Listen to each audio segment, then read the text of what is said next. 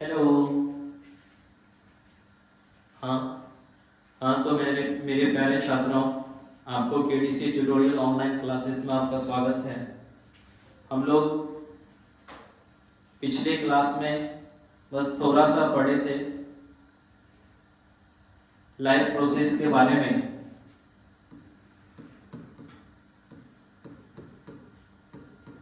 Life process क्या होता है और कुछ कुछ छोटा छोटा पॉइंट समझे थे, इसे और किस किस नाम से जाना जाता है। आज हम लोग और बिल्कुल इनका जो है नेक्स्ट स्टेप जो है वो पढ़ेंगे और इसे हम लोग किस नाम से जानते हैं और इनका क्या क्या डेफिनेशन हो सकता है। तो हम लोग देखे थे लाइफ प्रोसेस को हिंदी में हम लोग कौन सी कहे थे? जैव प्रक्रम बोले थे। क्या बोले थे? जैव प्रक्रम बोले थे। प्रक्रम को ही हम लोग कौन सी कहे थे? प्रक्रिया बोले थे। क्या बोले थे? प्रक्रिया बोले थे। और जैव को ही हम लोग क्या बोले थे? जीवन प्रक्रिया। जीवन को ही हम लोग एक और नाम दिए थे, क्या? जैविक। अब प्रक्रिया को ही हम लोग कौन सा नाम देते हैं? क्रिया। और याद रखें, याद करें आप लोग, जो हम लोग पिछले लेक्चर में पढ़े थे कि लाइफ प्रोसेस में क्या होता है कि वे सभी प्रक्रियाएं आते हैं जो जीवों को जीवों को जीवों को जीवित बनाए रखने में सक्षम होती है।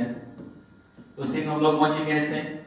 लाइफ प्रोसेस कहते हैं। इसमें किसी को दिक्कत? हम लोग पढ़ लिए थे क्या? वे सभी प्रक्रियाएं जो जीवों को जीवित बनाए रखने में सक्षम होती है, उसी को हम लोग क्या कहते हैं? जैव प्रक्रम कहते हैं, या जीवन प्रक्रिया कहते हैं, या जैविक क्रिया कहते हैं।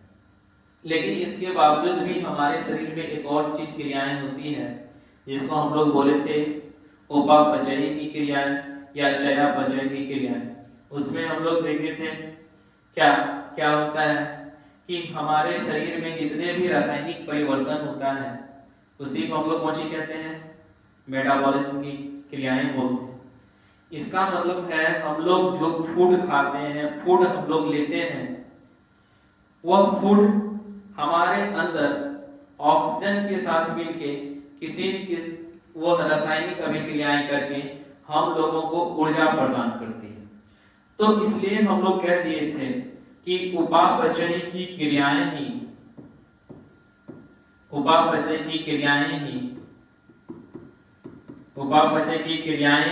हम लोगों का क्या कहलाता है? लाइफ प्रोसेस कहलाता है। तो इसलिए हम लोग जैविक को हम लोग उपापचय क्रिया को हम लोग क्रियाएं देके नाम हम लोग दिए थे, इसलिए हम लोग को उपापचय की क्रियाएं कहे, जैविक क्रिया पूछे, जीवन प्रक्रिया पूछे, जैव प्रक्रम पूछे, उनको हम लोग एक ही डेफिनेशन दिए थे। वे सारे प्रक्रिया या वे सारे प्रक्रम जो जीवों को जीवित बनाए रखने में क्या होती है? सक्षम होती है, उसी को हम लोग कौन सी कहते हैं? लाइफ प्रोसेस कहते हैं। अब एक और छोटा सा हम लोग डेफिनेशन देखेंगे जो बुक में हम लोग पढ़ते हैं, वो भी हम लोग थोड़ा सा देख लें, क्योंकि बहुत स्टूडेंट को छोटा छोटा सा डेफिनेशन भी अच्छा लगता है। जैसे हम लोग देखे थे जैव प्रक्रम क्या होता है, इनका एक जो है आपके बुक का डेफिनेशन हम लोग कहते हैं जीवों में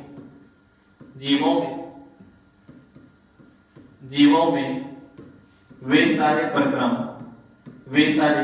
प्रक्रम जो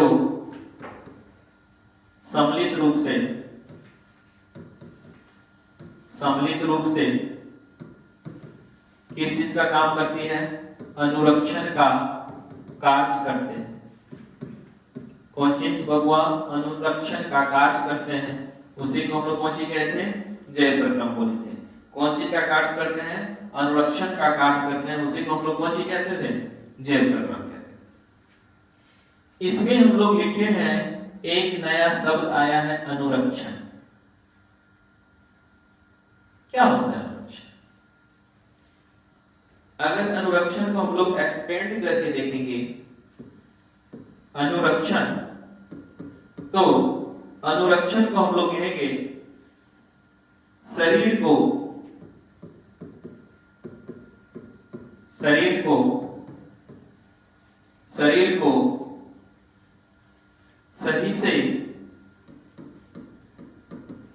सही से चलाने के लिए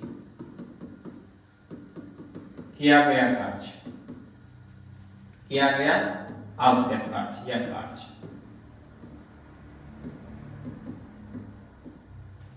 शरीर को सही से चलाने के लिए किया गया कार्य क्या कहलाता है? अनुरक्षण कहलाता है। ठीक ना? जैसे इसमें शरीर को सही से चलाने के लिए किया गया कार्य कौन कौन सा हो सकता है? हम लोग बहुत सारी चीज करते हैं, बहुत सारी चीज अपनाते हैं, जैसे पोषण लेते हैं, हम लोग पाचन करते हैं। तो ये सब चीज जो है हम लोगों के शरीर में किस चीज का कार्य करते हैं? अनुरक्षण का कार्य करते हैं। तो हम लोग कह सकते हैं जीवों में वे सारे प्रक्रम में हम लोग कौन चीज ले सकते हैं? जैसे हम लोग ले लिए पोषण, कौन चीज ले लिए हुआ? पोषण। दूसरा क्या? शोषण। तीसरा क्या? पाचन। और नेक्स्ट उत्सर्जन। कौन चीज? उत्सर्जन। तो जैसे हम बोले कि प्रक्रम में किस टाइप के प्रक्रम? तो पोषण, शोषण, पाचन और उत्सर्जन, जो सम्मिलित रूप से शरीर को सही से चलाने के लिए कार्य करता है, उसी को हम लोग क्या कहते हैं? जैव प्रक्रम कहते हैं। आप ही के बुक के लैंग्वेज को हम लोग थोड़ा सा और एक्सपेंड करके पढ़ लिए। तो हम लोग देखते हैं अब कि अनुरक्षण का मतलब होता है शरीर को सही से चलाने के लिए किया गया कार्य। ठीक? अनुरक्षण मीन्स शरीर को सही से चलाने के लिए किया गया कार्य। तो अगर आपको पूछे कि हमें कोई समझा दे इनका अर्थ क्या होता है, तो आप यही उनको अर्थ बोलिएगा। जैसे जैव प्रक्रम का पूछेगा तो जीवों में वे सारी प्रक्रियाएं, वे सारे प्रक्रम, तो किस टाइप के प्रक्रम, किस टाइप की प्रक्रिया? तो हम बोलेंगे पोषण, शोषण, पाचन, उत्सर्जन, जो सम्मिलित रूप से, ये नहीं कि एक हम लोग अकेले रूप से बात करें, सम्मिलित रूप से, मतलब पोषण जरूरी है तो शोषण भी जरूरी है, शोषण जरूरी है तो पाचन भी जरूरी है, पाचन जरूरी है तो उत्सर्जन भी जरूरी है। सम्मिलित रूप से किस चीज का कार्य करता है? अनुरक्षण का। तो अनुरक्षण का मतलब वो चीज शरीर को सही से चलाने के लिए जो आवश्यक कार्य करता है, उसी को हम लोग कौन सीखेंगे? हम लोग उसको जैव प्रक्रम कहेंगे। अच्छा, एक चीज बताइए, जैव प्रक्रम को हम लोग और एक अन्य नाम दिए थे, जैव प्रक्रम को एक अन्य नाम दिए थे, और जिसको हम लोग बोले थे क्या? उपापचयी क्रियाएं। क्या बोले थे? उपापचयी क्रिया, मेटाबॉलिज्म रिएक्शंस। क्या बोले थे? उपापचयी क्रिया। तो हम लोग देखते हैं जैव प्रक्रम को या उपापचयी की क्रियाओं को हम लोग दो भाग में बांटते हैं। सबसे पहला आता है आपका कैटाबॉलिज्म, दूसरा एनाबॉलिज्म। तो उपापचयी की क्रियाएं को हम लोग कितने भाग में बांटे? दो भाग में। पहला कौन सा? कैटाबॉलिज्म, दूसरा एनाबॉलिज्म। पहला कौन सा? कैटाबॉलिज्म, दूसरा एनाबॉलिज्म। तो उपापचयी की क्रियाएं को हम लोग दो भाग में बांटे, तो क्या हम नहीं कह सकते हैं जैव प्रक्रम को भी हम लोग दो भाग में बांटेंगे? तो उपापचयी की क्रियाएं के जब दो टाइप हो सकते हैं, तो क्या जैव प्रक्रम कितने टाइप हो सकते हैं? वो भी तो दो ही टाइप के हो सकते हैं। इसमें क्या करते हैं हम लोग? कैटाबॉलिज्म में क्या करते हैं?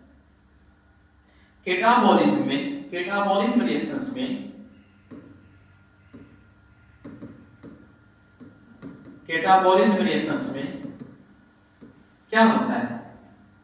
जैसे हम कोई खाना खाते हैं, हम लोग कुछ भी खाना खाते हैं, तो खाना खाते हैं तो पहले वो बहुत बड़े लार्ज मॉलिक्यूल्स में रहते हैं। जैसे आप चिकन खाते हैं, मटन खाते हैं, किस मॉलिक्यूल्स में रहते हैं? लार्ज मॉलिक्यूल्स में रहते हैं, बड़े-बड़े साइज में रहते हैं। लेकिन ये कम से कम 10 से 12 घंटे बाद जब आप गुड मॉर्निंग के लिए तैयार होते हैं रात्रि समय के बाद, तो वह किस रूप में मिल जाता है? बिल्कुल स्मॉल मॉलिक्यूल्स में मिल जाता है। तो हम कह सकते हैं अगर कोई बड़ा मॉलिक्यूल्स अगर छोटे मॉलिक्यूल्स में अगर कन्वर्ट हो रहा होता है तो उस टाइप के रिएक्शन को हम लोग कौन सा रिएक्शन कहेंगे? कैटाबॉलिज्म रिएक्शंस कहेंगे। कौन सा कहेंगे? Catabolism reactions. कैटाबॉलिज्म रिएक्शंस का जस्ट रिवर्स क्या कहलाता है? एनाबॉलिज्म कहलाता है। कौन सा चीज? Anabolism reaction. कौन सा रिएक्शंस? एनाबॉलिज्म। एनाबॉलिज्म में बहुत छोटे मॉलिक्यूल्स मिलके, बहुत छोटे मॉलिक्यूल्स मिलके वह हमें क्या कर देता है? एक लार्ज मॉलिक्यूल्स का फॉर्मेशन कर देता है। तो उसी को हम लोग कौन सी कहते हैं? एनाबॉलिज्म कहते हैं। क्या कहते हैं इसको बबुआ? एनाबॉलिज्म कहते हैं। एनाबॉलिज्म को हम लोग हिंदी में क्या कहेंगे? उपचयी क्रिया। एनाबॉलिज्म को हम लोग हिंदी में क्या कहते हैं? उपचयी क्रिया। एनाबॉलिज्म रिएक्शन को हम लोग हिंदी में क्या कहते हैं? उपचयी क्रियाएं। कैटाबॉलिज्म के रिएक्शन को हम लोग क्या कहते हैं? अपचयी क्रियाएं। तो हम लोग देख लें कि अपचयी क्रियाएं और उपचयी क्रियाएं क्या होता है। तो एक बार फिर से हम लोग रिवाइज कर लेते हैं। जैव प्रक्रम, उपापचयी क्रियाएं या जैविक क्रियाएं या जीवन क्रियाएं अगर आपको पूछे कितने टाइप का होता है, आप बोलेगा 2 टाइप का। एक कैटाबॉलिज्म और दूसरा एनाबॉलिज्म। मतलब अपचयी की क्रियाएं और उपचयी की क्रियाएं। अपचयी की क्रियाएं में क्या होता है? कोई भी चीज हम जो फूड हम लोग खाते हैं तो उसमें वह लार्ज मॉलिक्यूल से कन्वर्ट होके गुड मॉर्निंग के समय में वह स्मॉल मॉलिक्यूल्स में कन्वर्ट हो जाता है।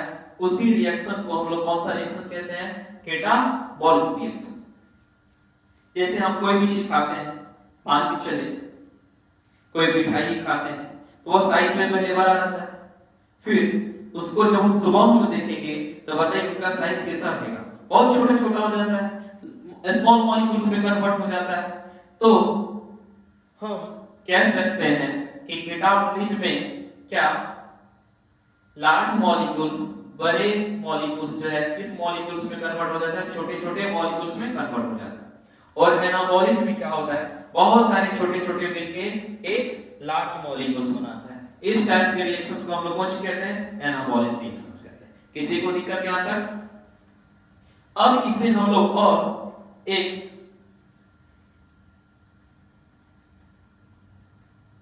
नेक्स्ट इसका स्टेप में हम लोग पढ़ने जा रहे हैं कि जैव प्रक्रम में हम लोग देख लिए कैटाबॉलिज्म, एनाबॉलिज्म।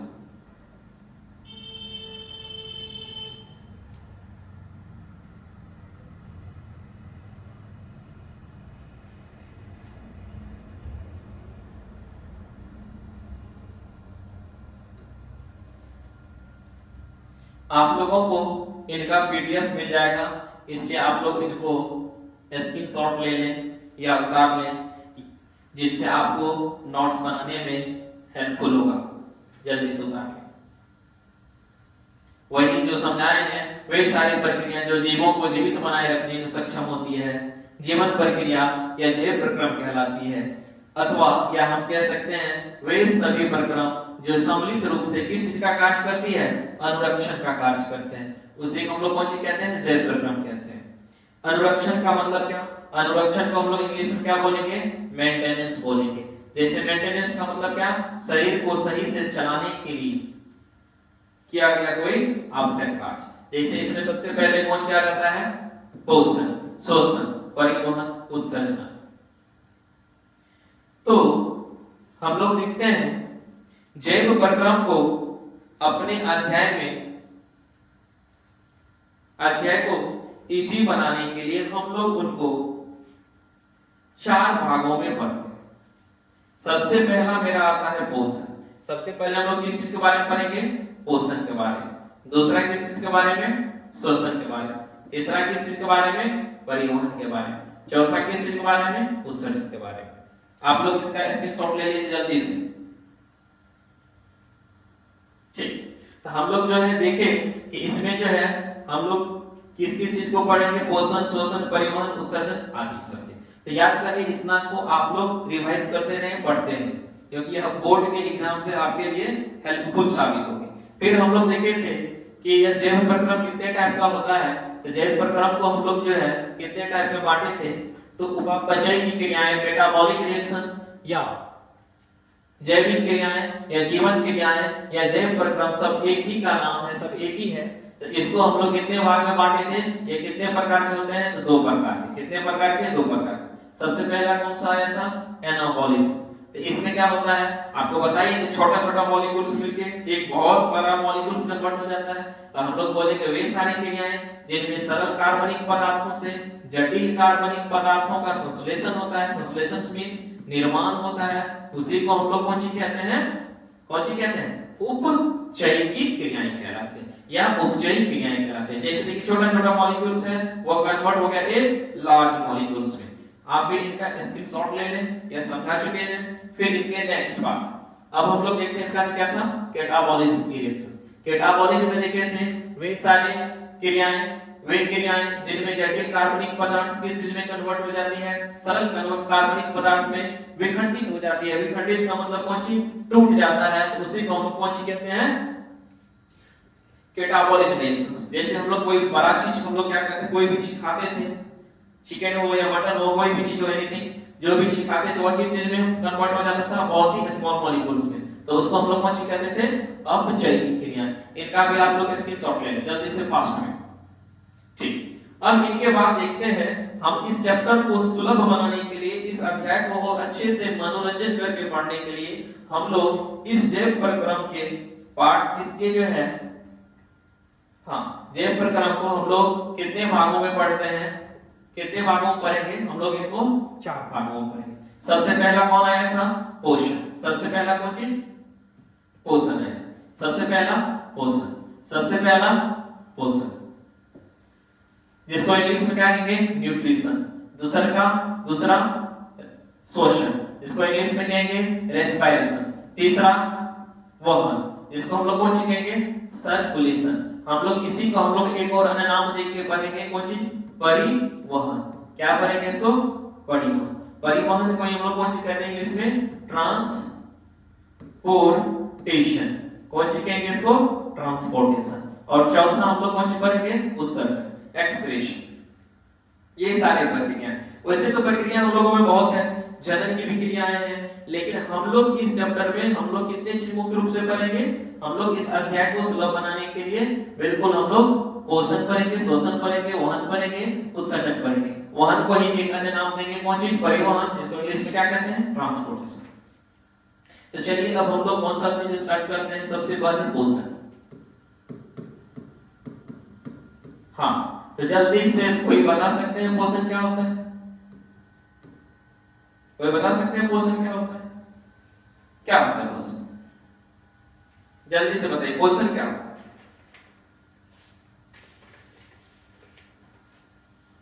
पोषण क्या होता है,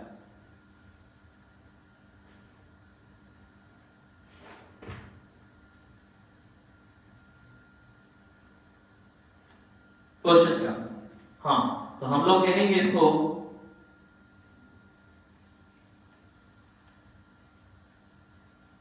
पोषक तत्व को, पोषक तत्व को ग्रहण करने की क्या क्रिया, पोषक तत्व को ग्रहण करने की क्रिया को क्या कहते हैं, क्या कहते हैं, पोषण कहते हैं। क्या कहते हैं बबुआ, पोषण कहते हैं। पोषक तत्व को ग्रहण करने की क्रिया को क्या कहते हैं, पोषण कहते हैं। याद हो गया, पोषक तत्व। अब पोषक तत्व क्या होता है, एक इसमें फिर एक नया वर्ड आ गया। पोषण तो हम लोग देखे कि पोषण का मतलब होता है पोषक तत्व को ग्रहण करने की क्रिया को क्या कहते हैं, पोषण कहते हैं। तो हम लोग पोषक तत्व क्या कहते हैं, कोई बता सकते हैं पोषक तत्व, पोषक तत्व, पोषक तत्व क्या होता है।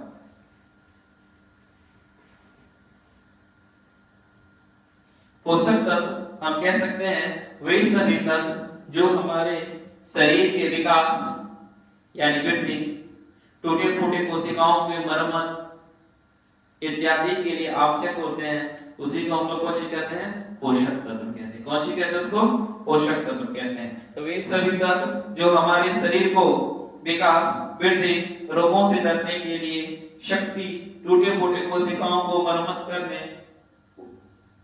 ऊर्जा आदि जो देते हैं उसी को हम लोग कौन सी कहते हैं? पोषक तत्व कहते हैं। तो पोषक तत्व में सबसे पहला कौन सा तत्व आता है? इनका पीडीएफ आपको मिल जाएगा टेंशन। पोषक तत्व में क्या आता है? सबसे पहला पोषक तत्व कौन सा चीज आता है? कार्बोहाइड्रेट। कौन चीज? कार्बोहाइड्रेट। दूसरा वसा। इन दोनों से हम लोगों के शरीर में क्या मिलती है? ऊर्जा मिलती है। कौन सी मिलती है? ऊर्जा। कौन सी मिलती है? ऊर्जा मिलती है। उसके बाद तीसरा कौन सा चीज आता है? प्रोटीन। प्रोटीन। उसके बाद जल। प्रोटीन और जल से क्या होता है? प्रोटीन और जल से क्या होता है? प्रोटीन और जल से क्या होता है? प्रोटीन और जल से क्या होता है? जल्दी से बताइए। प्रोटीन और जल से क्या होता है?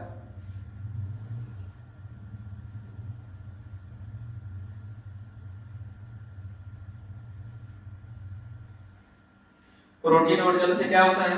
प्रोटीन और जल से हमारे शरीर का क्या होता है? प्रोटीन और जल से हमारे शरीर का निर्माण होता है। प्रोटीन और जल से क्या होता है? हमारे शरीर का निर्माण होता है। हमारे शरीर में लगभग 60 से 65% जल का ही योगदान रहता है हमारे शरीर को निर्माण करने में। तो प्रोटीन और जल से किस चीज का निर्माण होता है? शरीर का निर्माण होता है। उसके बाद इसमें बचा आपको विटामिन, और 6 में हम लोग देखेंगे खनिज लवण। विटामिन और खनिज लवण से क्या होता है? रोगों से रक्षा मिलती है। रोगों से सुरक्षा या रक्षा मिलता है। क्या मिलता है? रोगों से रक्षा या सुरक्षा मिलता है। तो एक चीज बताइए, ये चीज हम जब ग्रहण करेंगे तब तो हम लोग इनको पोषण कहेंगे। तो इसलिए याद रखिए, पोषक तत्व का मतलब कौन चीज? कार्बोहाइड्रेट, वसा, प्रोटीन, जल, विटामिन, खनिज लवण। इस सब चीजों से जो है हमारे शरीर का क्या होता है? पोषण होता है। अगर आप कार्बोहाइड्रेट नहीं लेते हैं तो याद रखिए आपके शरीर में ऊर्जा की कमी हो जाएगी, जिससे आप किसी भी काम को ठीक से नहीं कर पाते। इसलिए हम लोगों के भोजन में प्रतिदिन अगर चेक किया जाए तो प्रतिदिन जो है कार्बोहाइड्रेट का बहुत ही इंपॉर्टेंट रोल होता है, जिससे हमारे शरीर में प्रतिदिन काम करने की क्षमता मिलती है। इसलिए हम लोगों को प्रतिदिन जो है कार्बोहाइड्रेट लेना चाहिए। कार्बोहाइड्रेट अगर पूछे किस कार्बोहाइड्रेट का स्रोत कौन कौन सा चीज है, तो हम लोग बोलेंगे चावल, मतलब जितना भी थोड़ा सा मीठा वाला चीज होता है वह चीज हो गया, आलू, ये सब चीज क्या कहलाता है? कार्बोहाइड्रेट कहलाता है। और हम लोग वसा भी लेते हैं। वसा मतलब कौन सा? घी, मक्खन, ये सब चीज क्या किस चीज में आ जाता है? वसा में आ जाता है। उसके बाद हम लोग प्रोटीन और कौन चीज का सेवन करते हैं? जल का। प्रोटीन का भी सेवन बहुत जरूरी है, क्योंकि इसी से हमारे शरीर का क्या होता है? निर्माण होता है। अगर आपके शरीर में प्रोटीन की कमी हो जाएगी तो याद रखिए आपका शरीर जो है ठीक से विकसित नहीं होगा। एक बचपन में एक रोग होता है, किस चीज के कारण? प्रोटीन के कारण। जब बच्चे को पोषण ठीक से नहीं हो पाता है तो वह बच्चे जो है छोटे रहते हैं और उनका पेट बहुत बड़ा हो जाता है और पैर बहुत ही पतला हो जाता है, जिसे हम लोग क्या कहते हैं? कवासीय क्वाड कहते हैं। हम दिखाते हैं, जस्ट देख लीजिए आप लोग।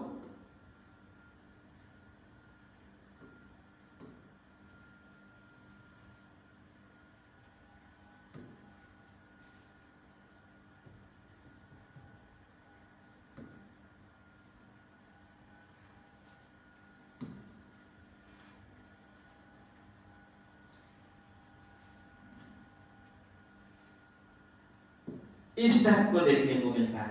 बचपन में अगर आपके शरीर में किस चीज की कमी हो जाए, अगर आपके शरीर में प्रोटीन की कमी होगी तो आपके शरीर बिल्कुल ऐसे हो जाएंगे, मतलब पेट बड़ा पैर पतला।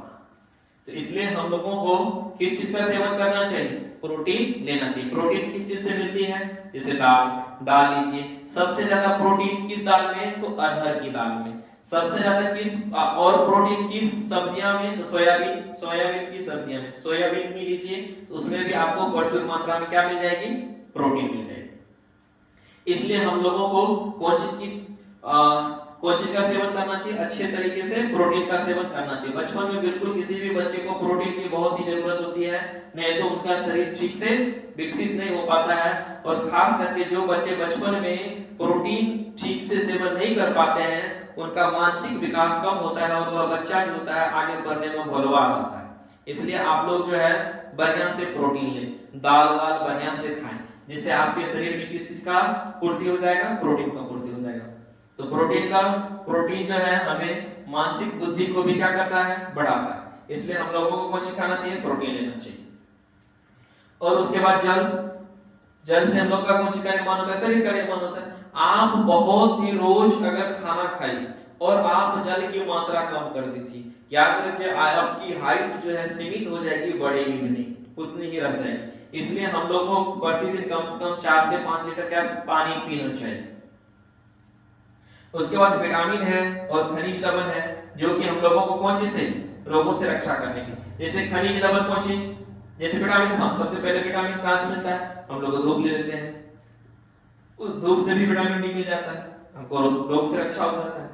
खनिज लवण में भी हम लोग कौन कौन सी पढ़ते हैं, खनिज लवण में आ जाता है आयरन, जिससे हमारे शरीर में रक्त का निर्माण होता है। उसके बाद आ जाता है फास्फोरस से हम लोगों के शरीर का दांत और हड्डियां का निर्माण होता है और उसको मजबूत बनाते हैं। उसके बाद आ जाता है इसमें आयोडीन, जिसे हम लोग कौन सी कहते हैं, आयोडीन, जो हम लोग किस रूप में इसको पढ़ते हैं, खनिज लवण के रूप में। अगर आपके शरीर में अगर आयोडीन की कमी हो जाएगी तो आपके शरीर में एक रोग पैदा होगा, जिसको हम लोग कौन सी कहते हैं, घेग रोग, गोइटर। इसलिए हम लोगों को कौन सी लेना चाहिए, प्रत्येक दिन प्रचुर मात्रा में हमारे शरीर के लिए जो जरूरी हो वो सभी पोषक तत्व लेना चाहिए। इतना सबको क्लियर हो गया। चलिए फिर से पोषण, तो पोषक तत्व को ग्रहण करने की क्रिया या प्रक्रिया को क्या कहते हैं, पोषण कहते हैं। पोषण में सबसे पहले हम लोग कौन सा पोषक तत्व लेते हैं, कार्बोहाइड्रेट से हमें क्या मिलती है, ऊर्जा मिलती है। हम लोगों को कार्बोहाइड्रेट प्रतिदिन जरूरी होना चाहिए, नहीं तो हम लोग ठीक से कोई कार्य नहीं कर पाएंगे, ना पढ़ पाएंगे, नहीं कोई भी चीज कोई अदर वर्क कर पाएंगे। वसा बहुत ही जरूरी होता है, क्योंकि इससे भी हम लोगों को कौन सी मिलती है, ऊर्जा मिलती है। आजकल वसा का प्रयोग बहुत ही बढ़ गया है, कोई बता सकते हैं कौन सी वसा? तो वैसे वसा हम लोग 3 टाइप से पढ़ेंगे, सैचुरेटेड फैट, अनसैचुरेटेड फैट और ट्रांस फैट। जैसे ट्रांस फैट में सबसे ज्यादा हम लोग मोटापा का शिकार हो जाते हैं। ट्रांस फैट जैसे हम लोग पिज्जा, बर्गर, चाउमीन, गुपचुप, पानीपुरी ये सब चीज जो खाते हैं वो हम लोगों का कौन सी होता है, ट्रांस फैट होता है। जिससे हम लोग किस चीज का शिकार हो जाते हैं, कम उम्र में ही मोटापा का शिकार हो जाते हैं, जिससे शरीर में किस चीज की मात्रा बढ़ जाती है, कोलेस्ट्रॉल की मात्रा बढ़ जाती है। इसलिए वसा का सेवन थोड़ा सा कम करना चाहिए, खास करके लड़कियों के लिए। उसके बाद हम लोग देखते हैं प्रोटीन भी समझ गए, जल भी समझ गए, खनिज लवण, विटामिन भी समझ गए, खनिज लवण समझ गए। तो आप जो है इसका स्क्रीनशॉट ले लीजिए। हम लोग देखे थे मतलब जैव प्रक्रम को, इस अध्याय को आसान बनाने के लिए हम लोग इसको कितने टाइप्स में पढ़ते हैं, 4 टाइप्स में। पहला पोषण, दूसरा शोषण, तीसरा वहन या इसी को हम लोग कुछ कहेंगे परिवहन, चौथा उत्सर्जन। क्लियर हुआ? मतलब हम लोग खाना खाए और उसको क्या कर दिए, निकाल दिए, खाना खाए निकाल दिए, वही क्या कहलाता है, सिंपल कह दीजिए ना, पोषण कहलाता है। मतलब खाना खाएंगे, बढ़िया से खाएंगे, पिएंगे, बढ़िया से रहेंगे, वही क्या कहलाता है, पोषण कहलाता है। अब पोषण को हम लोग दो टाइप में पढ़ेंगे। पोषण अगर पूछे कितने टाइप का होता है तो हम क्या बोलेंगे, पोषण दो टाइप का। कितने टाइप का, पोषण दो टाइप का। हाँ, इनका और पीडीएफ मिल जाएगा, आप लोग घर पर आए नहीं, ये नहीं कि सर नहीं दिए हैं। मेरा पर्पस है पहले आपको अभी कुछ बोर्ड के एग्जाम का थोड़ा सा तैयारी करा दें, क्योंकि और डिटेल से आपको क्लास ऑफलाइन बैचेस चलते हैं उसमें और डिटेल से मिलती है। हम चाहते हैं आपका यह पोर्शन जल्द से जल्द समाप्त हो, जो आपके एग्जाम के पर्पस से आपके लिए उपयोगी साबित हो। पोषण हम लोग कितने भाग में बांटते हैं, दो भाग। एक स्व पोषण, पहला कौन सा, स्व पोषण। दूसरा पर पोषण। कौन सा पोषण, स्व पोषण, दूसरा पर पोषण। स्व पोषण को ही हम लोग एक और नाम देते हैं, स्व पोषी पोषण। स्व पोषण को हम लोग कुछ कहते हैं स्वपोषी पोषण, और इसको हम लोग कहते हैं पर पोषी पोषण। इसको हम लोग कौन सी पढ़ेंगे, पर पोषी पोषण। इसको हम लोग इंग्लिश में कहते हैं ऑटोट्रोपिक न्यूट्रिशन, उसको कहते हैं हेटेरोट्रोपिक न्यूट्रिशन। तो स्व पोषण क्या होता है, कोई बता सकते हैं स्व पोषण? चलिए हम लोग समझते हैं स्व पोषण। जैसे हाँ, आप इनका जो है पोषण का स्क्रीनशॉट ले लीजिए, ठीक। हाँ, पोषण कितने टाइप का होता है, दो टाइप। पहला स्वपोषी पोषण, दूसरा विषम पोषी पोषण। स्वपोषी पोषण का हम लोग एक और नाम क्या कहते हैं, स्व पोषण। क्या कहते हैं इसको, स्व पोषण। दूसरा पर पोषण। दूसरा कौन सा चीज, पर पोषण। तो स्व पोषण किसे कहते हैं, स्व पोषण। चलिए हम लोग स्व पोषण समझते हैं। नाम से ही स्पष्ट होता है, स्व का मतलब अपना, पोषी मतलब हम लोग क्या करना है, पोषण करना है। तो वे जीव मतलब हम लोग या जो भी कोई हो, या जो अपने आसपास के वातावरण में जो उपस्थित सरल अजैविक पदार्थ होते हैं, अजैव पदार्थ, जैसे कार्बन डाइऑक्साइड, जल और सूर्य के प्रकाश से जो अपना भोजन स्वयं बनाते हैं, उसे हम लोग कौन कहते हैं, स्वपोषी। तथा इस पोषण को ग्रहण करने की विधि को हम लोग कौन कहते हैं, स्वपोषी पोषण कहते हैं। इसका मतलब है जो भोजन अपना खुद तैयार करते हैं उसको हम लोग कौन कहते हैं, स्वपोषी पोषण। या आप अपने इनको इसी रूप से पढ़ने के लिए, इनको याद करने के लिए ये पढ़ने, वे जीव जो अपना भोजन स्वयं बनाते हैं। कैसे जीव, मतलब जो भी जीव हो, जैसे कुछ जीवाणु अपना भोजन क्या करते हैं, स्वयं बनाते हैं, उसे हम लोग कौन कहते हैं, स्वपोषी पोषण। तथा या हम लोग उसे क्या, स्वपोषण कहते हैं। जैसे इसमें कौन कौन से आ जाते हैं, हरे पौधे या कुछ जीवाणु। इसका मतलब जितने भी पेड़ पौधे हैं वो अपना भोजन खुद से तैयार करते हैं। स्वपोषण भी अगर हम लोग देखेंगे, ये कितने टाइप का होता है, दो टाइप का होता है। कितने टाइप का होता है, दो टाइप का। एक प्रकाश संश्लेषी पोषण, जिसे को हम लोग कौन कहते हैं, प्रकाश स्वपोषी। दूसरा रसायन संश्लेषी या रसायन स्वपोषी पोषण। प्रकाश संश्लेषी या प्रकाश स्वपोषी पोषण किसे कहते हैं, तो उसको हम लोग कहेंगे अधिकांश पौधे तथा कुछ जीवाणु सूर्य की उपस्थिति में अपना भोजन बनाते हैं, उन्हें हम लोग कौन कहते हैं, प्रकाश संश्लेषी या प्रकाश स्वपोषी पोषण कहते हैं। यह क्रिया पर्णहरित की उपस्थिति में होती है, मतलब किस चीज की उपस्थिति में, क्लोरोफिल की उपस्थिति में होती है। जैसे जितने भी पेड़ पौधे हैं वह अपना भोजन किस चीज की उपस्थिति में बनाते हैं, तो सूर्य की उपस्थिति में। चलिए आज इसको हम लोग प्रकाश संश्लेषण को और हम लोग जबरदस्त तरीके से सीखते हैं, ठीक है। चलिए इसको हम लोग और एक बेस्ट तरीके से सीखते हैं।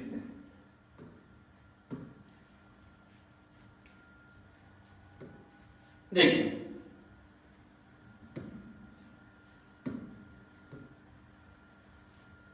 जितने भी पृथ्वी पे पेड़ पौधे हैं वह जो है किसके अंतर्गत आते हैं?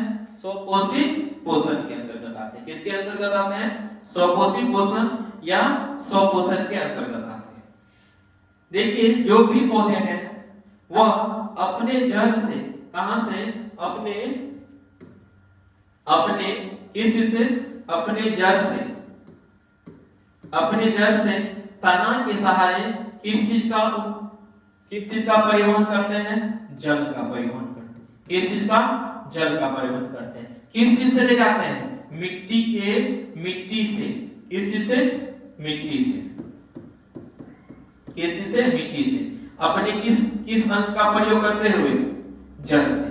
जल से जो है, जल से मिट्टी में जो भी जल रहते हैं, वाटर रहते हैं, वह उनको क्या करते हैं? ले जाते हैं, मतलब परिवहन करते हैं। और वह उनको कहां तक पहुंचा देते हैं? पत्तियों के भाग तक पहुंचा देते हैं। कहां तक? पत्तियों के भाग तक। वह अपने तना के सहारे कहां तक पहुंचा देते हैं? पत्तियों के भाग तक पहुंचा देते हैं। जैसे इसमें हम लोग देखते हैं, जैसे ये कोई पेड़ है जो अपने तना के सहारे वह क्या किया? पानी को कहां तक पहुंचा दिया? अपने पत्ती के पास, पत्तियों के पास, मतलब लीव्स, या उसको हम लोग एक लेंगे तो लीफ कहेंगे, वहां तक पहुंचा दिया। वो हस्बैंड वाला नहीं, ये वृक्ष वाला, वहां तक ये पहुंचा दिया। तो वहां पे पहुंचाने के बाद इस पे जो है सूरज की किरणें पड़ती है। सूरज की किरणें पड़ने के बाद जब हम लोग इसके अंदर की ओर हम लोग देखेंगे कट करके, इसके अंदर में क्या क्या प्रोसेस होते हैं। जब इस पे सूरज की किरणें पड़ी, जब इनको हम लोग कट करके देखते हैं इस पत्ती को, तो उसके अंदर जो है इस टाइप का संरचना दिखता है। किस चीज के अंदर? यह पौधे या वृक्ष या पेड़ के पत्ती के अंदर। कब? इस पे सूरज की प्रकाश भी पड़ गया है, इसके अंदर जो है इस तना के सहारे इस पे कौन सी आ गया है? इस पे पानी भी आ गया है। कहां पे? इस पत्ती पे। और इस पे कौन सी पड़ गया है? सूरज की किरण पड़ गया। कोई दिक्कत यहां तक? उसके बाद क्या होता है? उसके बाद क्या होता है? जब हम उनको जो है कट करके इस लीफ के अंदर हम देखते हैं कि क्या क्या प्रक्रिया हो रही है, इनको कट करके देखते हैं तो उसके अंदर इस टाइप की संरचना दिखती है। इस टाइप की संरचना देखते हैं कि इसके ऊपर वाले लेयर को हम लोग, ऊपर वाले लेयर को अपर लेयर कहेंगे। कौन सी कहेंगे? Upper layer. कौन सा लेयर? Upper layer. और नीचे वाले लेयर को हम लोग कौन सी कहेंगे? Lower layer. कौन सा चीज? Lower layer. अपर लेयर के जस्ट नीचे उसके पास क्लोरोप्लास्ट पाया जाता है। कौन सी पाया जाता है? क्लोरोप्लास्ट। मतलब हमारे इस पत्ती के बीच में, इस पत्तियों के बीच में हम लोग देखते हैं तो यहाँ पे हम लोग कौन सी मिल गया? क्लोरोप्लास्ट। सबसे ऊपर का लेयर कौन सी मिल गया? यहाँ भी। इसी क्लोरोप्लास्ट के कारण इनका रंग क्या होता है? हरा। इस क्लोरोप्लास्ट के अंदर कौन सा पाया जाता है? इस क्लोरोप्लास्ट के अंदर कौन सा पाया जाता है? क्लोरोफिल पाया जाता है। और जस्ट लोअर लेयर के नीचे जब हम देखते हैं तो यहाँ पे दो गार्ड पाए जाते हैं, जिसको हम लोग सेल गार्ड कहते हैं। कौन सा गार्ड कहते हैं? Cell guard. इसको हम लोग कौन सी कहेंगे? Cell guard. कौन सा? Cell guard. सेल गार्ड कितने रहते हैं? दो रहते हैं। इसका काम है खोलना बंद करना, खोलना बंद करना। खोलना बंद करना जो एक होल बनता है, इसी को हम लोग कौन सी कहते हैं? स्टोमेटा कहते हैं, रंध्र कहते हैं। कौन सी कहते हैं? रंध्र कहते हैं। इसी रंध्र के सहारे यह क्या करते हैं? वायुमंडल में जो भी हम लोग कार्बन डाइऑक्साइड छोड़ते हैं उनको यह क्या कर लेते हैं? ग्रहण कर लेते हैं। किस चीज को? कार्बन डाइऑक्साइड को। जल जो है किस चीज के थ्रू? इस ट्यूब के थ्रू। किस चीज के थ्रू? यह जो देख रहे हैं इस ट्यूब के थ्रू कौन सी आ गया है? यह जल जो है इसके अंदर प्रवेश कर गया है। और जल मिल गया और इनको कौन सी मिल गया? CO2 मिल गया, मतलब H2O मिल गया। इसको कौन सी मिल गया? और H2O के बाद इसके पास CO2 मिल गया। और यह कहां चला जाता है? यह अगले प्रोसेस में किसके पास चला जाता है? कहां पे? क्लोरोप्लास्ट में चला जाता है। क्लोरोप्लास्ट में कौन प्रेजेंट रहता है? तो क्लोरोप्लास्ट में पहले से ही कौन सी प्रेजेंट रहता है? क्लोरोफिल प्रेजेंट रहता है। कौन चीज? क्लोरोफिल प्रेजेंट होता है। कौन चीज प्रेजेंट रहता है? क्लोरोफिल प्रेजेंट होता है। तो क्लोरोफिल भी मिल गया। H2O मतलब जल भी मिल गया।